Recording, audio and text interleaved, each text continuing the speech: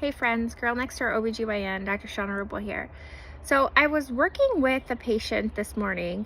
I was on call last night, so had kind of a busy night, and then was just following up with somebody to try to get them in to see a specialist before they end up delivering. And it got me thinking that we run into so much trouble as OBGYNs trying to advocate for women to have health care during their pregnancy.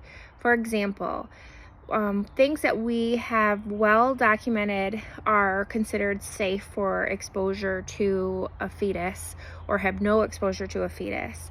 Things like getting a cavity filled in pregnancy and, dentists being nervous about the use of lidocaine, or a patient coming into the emergency department and needing to be evaluated for a kidney stone and being told that they can't have an x-ray or some type of imaging when we know that the amount of exposure that the pregnancy would have is way below the concernable amount.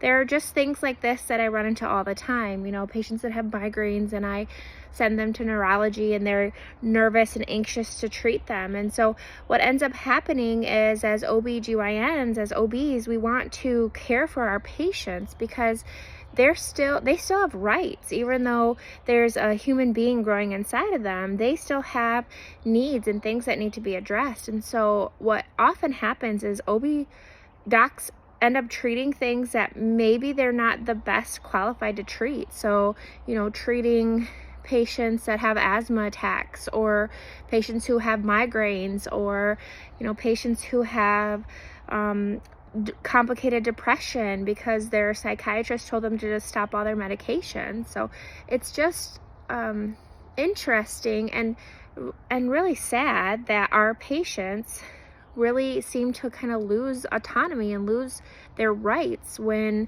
they have an unborn child in them.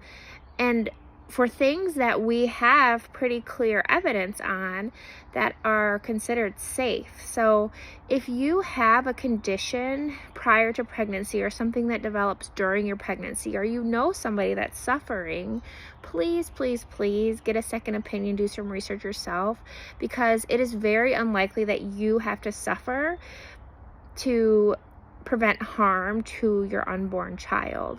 There are very few things that we do or could expose you to that really are going to be kind of untreatable in pregnancy.